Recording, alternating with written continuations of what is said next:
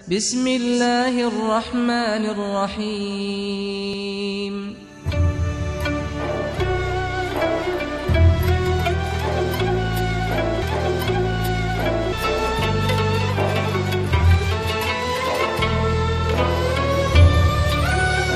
اعوذ باللہ من الشیطان الرجیم، بسم اللہ الرحمن الرحیم،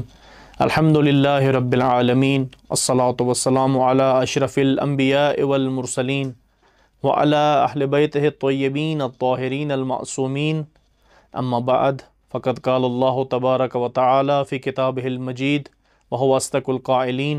اعوذ باللہ من الشیطان الرجیم، بسم اللہ الرحمن الرحیم، یا ایہا الذین آمنوا کتب علیکم الصیام کما کتب علی الذین من قبلکم لعلکم تتقون، وقال رسول اللہ صلی اللہ علیہ وآلہ وسلم، ایہا الناس انہ قد اقبل الیکم شہر اللہ بالبرکۃ والرحمۃ والمغفرہ، شہر هو عند اللہ افضل الشہور وایامہ افضل الایام ولیالیہ افضل اللیالی وساعاتہ افضل الساعات الی آخر الروایہ، صدق اللہ العلی العظیم وصدق رسولہ۔ ناظرین کرام، السلام علیکم ورحمۃ اللہ وبرکاتہ۔ میں البینات یوٹیوب چینل کے تمام ناظرین کو ایک بار پھر اپنے پروگرام میں خوش آمدید کہتا ہوں۔ ناظرین کرام، جیسا کہ آپ جانتے ہیں کہ ماہ مبارک رمضان اپنی تمام تر برکتوں، رحمتوں، رعنائیوں کے ساتھ اور رونقوں کے ساتھ ایک بار پھر ہماری زندگیوں میں جلوہ فروز ہو چکا ہے۔ ہمیں خداوند متعال کا لاکھوں بلکہ کروڑوں شکر ادا کرنا چاہیے کہ اس نے ہمیں ایک دفعہ پھر یہ توفیق دی اور ہماری زندگی میں ہمیں ایک دفعہ پھر یہ موقع دیا کہ ہم اللہ کے بھیجے ہوئے اس عظیم مہمان کو خوش آمدید کہہ سکیں اور اس کی میزبانی کا وظیفہ انجام دے سکیں۔ محترم ناظرین، جیسا کہ آپ جانتے ہیں کہ روزہ واجبات دینی میں سے ایک اہم ترین واجب ہے، بلکہ بعض روایات کے اندر جو کہ حد تواتر تک ہیں، وہ روزے کو ارکان اسلام میں سے ایک اہم ترین رکن قرار دیا گیا ہے، ایک اہم ترین فاؤنڈیشن کے عنوان سے اس کو یاد کیا گیا ہے۔ ایسی فاؤنڈیشن، ایسا رکن، ایسا پایا کہ جس کے اوپر اسلام کی بنیاد قائم ہے۔ امام باقر علیہ الصلوۃ والسلام فرماتے ہیں کہ بنی الاسلام علی خمس، اسلام کی بنیاد 5 چیزوں پر ہے۔ وہ 5 چیزیں کیا کیا ہیں؟ علی الصلاۃ والزکوٰۃ والصوم والحج والولایہ، کہ ان 5 چیزوں پر اسلام کی بنیاد قائم ہے، نماز پر، زکوٰۃ پر، روزے پر، حج پر اور ولایت محمد و آل محمد علیہ الصلوۃ والسلام پر۔ ایک وظیفہ دینی ہونے کے ساتھ ساتھ ماہ مبارک رمضان، اس کے روزے ایک کمپلیٹ پروگرام ہیں انسان کی صحت، جسمانی صحت اور روحانی صحت کو برقرار رکھنے کا، اس کو تعادل میں رکھنے کا اور اس کو مزید ترقی دینے کا ایک بہترین سبب ہے، اور اسی طرح یہ ایک بہترین وسیلہ ہے اپنی معنویت کو، اپنی روحانیت کو ارتقا بخشنے کا۔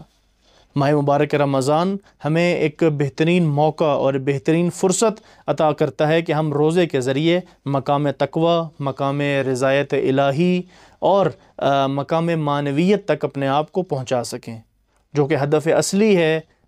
روزے کے وجوب کا۔ جیسے کہ میں نے آیت آپ کے سامنے بیان کی تھی کہ یا ایھا الذین آمنوا کتب علیکم الصیام، کہ اے ایمان والو تم پر روزے فرض کیے گئے ہیں، جیسا کہ یعنی پچھلی قوموں پر فرض تھے۔ اس کی وجہ کیا تھی؟ لعلکم تتقون، کہ تم پرہیزگار ہو جاؤ، تم متقی ہو جاؤ، تمہارا درجہ تقوی اور تمہارا ایک درجہ معنویت وہ بلندی کی طرف جا سکے۔ اسی طرح ماہ مبارک رمضان کو شہر اللہ کہا گیا ہے۔ بہت سی روایات میں اس کی طرف اشارہ ہے، جیسا کہ بھی میں نے جناب رسول خدا کی ان کی طرف سے بیان کردہ ایک روایت میں آپ کے سامنے بیان کیا کہ اس کو ہوا شہر اللہ کہا گیا ہے، کہ یہ اللہ کا مہینہ ہے۔ ممکن ہے آپ کے ذہن میں یہ سوال آئے کہ وقت، زمان، مہینے، سال، یہ سب اللہ کے لیے ہی ہیں،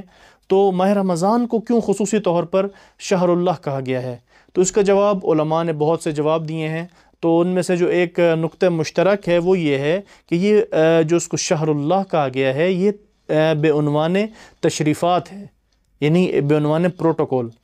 کہ یہ اس مہینے میں انسان کی توجہ کیونکہ خصوصی طور پر اللہ کی طرف ہوتی ہے اور خود خداوند متعال کی طرف سے خصوصی طور پر روزہ داروں کے لیے انعامات اور جزاؤں کا تذکرہ ہے، تو اسی لیے تشریفاتی عنوان سے اس مہینے کو شہر اللہ کہا گیا ہے۔ اسی طرح جناب رسول خدا نے فرمایا کہ قال اللہ تبارک و تعالی الصوم لی وانا اجزی علیہ، کہ اللہ کہتا ہے کہ روزہ میرے لیے ہے اور میں ہی اس کے اوپر جزا دوں گا۔ تو یہاں پر بھی یہ سوال کیا جا سکتا ہے کہ تمام عبادات اللہ کے لیے ہیں، نماز بھی اللہ کے لیے ہے، حج بھی اللہ کے لیے ہے، زکوٰۃ و خمس، حتی یہ جو عبادی کام جو ہیں، جو بھی عبادات ہیں، سب اللہ کے لیے ہیں، بلکہ جو عبادت کی صحیح ہونے کی شرط ہی یہی ہے کہ اس میں قصد قربت ہو۔ تو پھر روزے کو کیوں خصوصی طور پر اللہ نے اپنی طرف نسبت دی ہے اور کہا ہے کہ میں ہی اس کے اوپر جزا دوں گا؟ تو یہاں پر بھی علماء نے قدیم الایام سے مختلف جواب دیے ہیں اور اس روایت کو حل کرنے کی کوشش کی ہے۔ تو کافی جوابات ہیں، لیکن اس میں سے جو مشہور ترین جواب ہے وہ یہی ہے کہ اس مہینے میں کیونکہ انسان کی توجہ خصوصی طور پر خداوند متعال کی طرف ہوتی ہے، اور اس مہینے میں اور اس کام کے اندر یعنی روزہ رکھنے میں ریا کا کوئی تصور نہیں ہے۔ حتیٰ باقی عبادات ہیں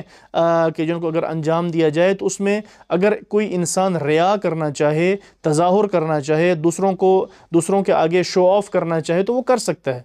لیکن روزہ ایک ایسی عبادت ہے کہ جس کی کیفیت اور جس کی سختی خود صرف انسان کے نفس کو معلوم ہے، کوئی دوسرا شخص اس کو نہیں پہچان سکتا۔ ممکن ہے ایک شخص باہر جو ہے وہ اپنے آپ کو سب کے سامنے روزہ دار بنا لے اور گھر میں اور خلوت میں آ کے کچھ کھا پی لے، تو اس کا روزہ وہیں پہ ختم ہو جائے گا۔ یعنی ایسا نہیں ہے کہ ایک انسان بظاہر روزہ دار بھی رہے اور پھر ساتھ ساتھ ریا کرے اور اندرون خانہ جو ہے وہ اپنے روزے کو ختم کر دے، ایسا ممکن نہیں ہے۔ اسی طریقے سے اس کی فضیلت میں اور اس کی اہمیت میں ہمارے پاس بے شمار روایات موجود ہیں، لیکن جس روایت کو ہم نے اس ماہ رمضان جس کی تشریح اور توضیح کو آپ کے سامنے بیان کرنے کا ہم نے اپنا ہدف بنایا ہے اور اس کو اپنا قصد بنایا ہے ہم نے، وہ ہے خطبہ شعبانیہ رسول خدا صلی اللہ علیہ وآلہ وسلم۔ خطبہ شعبانیہ جو کہ نہ صرف ایک عام خطبہ ہے بلکہ انسانی زندگی کی روحانی اور مادی ہر طرح کی رہنمائی کرتا ہے اور انسان کے لیے ایک دستور العمل کا درجہ رکھتا ہے۔ اس خطبے کو ہماری بہت سی مستند کتابوں نے نقل کیا، جیسے امالی شیخ صدوق ہے، اقبال الاعمال ہے، اس کے علاوہ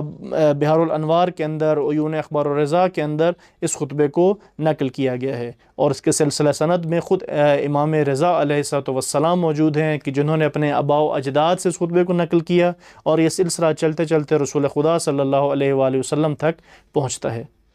تو خطبے کی ابتدا اس طریقے سے ہوتی ہے کہ امیر المومنین علیہ السلام فرماتے ہیں کہ ایک دن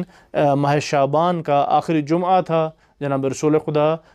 خطبہ بیان فرما رہے تھے، تو اس خطبے میں جناب رسول خدا نے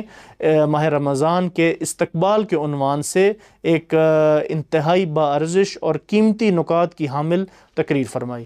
کہ اس کو خطبہ شعبانیہ کہا جاتا ہے۔ خطبہ شعبانیہ کہنے کا مقصد ہی یہی ہے کیونکہ یہ شعبان کے آخری جمعے کے موقع پہ خطبہ جناب رسول خدا نے فرمایا تھا، اور اس کا ہدف کیا تھا؟ استقبال ماہ رمضان۔ تو اس خطبے کے اندر جناب رسول خدا نے خود ماہ رمضان کی قیمتی نکات، اس کے اندر کیسے اپنے آپ کو ہم تزکیہ نفس کی طرف لے جا سکتے ہیں، کیسے اپنی روحانی اور مادی طور پہ اپنے آپ کو ارتقاء کی طرف لے جا سکتے ہیں، اپنے آپ کو گناہوں سے کیسے دور کر سکتے ہیں، شرائط کیا ہیں ماہ رمضان کی، ماہ رمضان کے فضائل کیا کیا ہیں، اس کی اہمیت کیا ہے، تو یہ ان سب نکات کی طرف جناب رسول خدا نے اشارہ کیا۔ تو ناظرین کرام، انشاءاللہ ہم بھی چند قسطوں کے اندر اس خطبے کو، کیونکہ خطبہ خاصا طویل و عریض ہے، تو ہم چند قسطوں میں اس خطبے کے اہم ترین نکات، اس خطبے کا متن، اس کا ترجمہ اور اس کے مختصر تشریح آپ کے سامنے بیان کریں گے۔ امید ہے ناظرین کو یہ سلسلہ پسند آئے گا، اور انشاءاللہ یہ پروگرام خود ہمارے لیے بھی اور آپ کے لیے بھی باعث استفادہ ہوگا۔ وآخر دعوانا ان الحمد للہ رب العالمین۔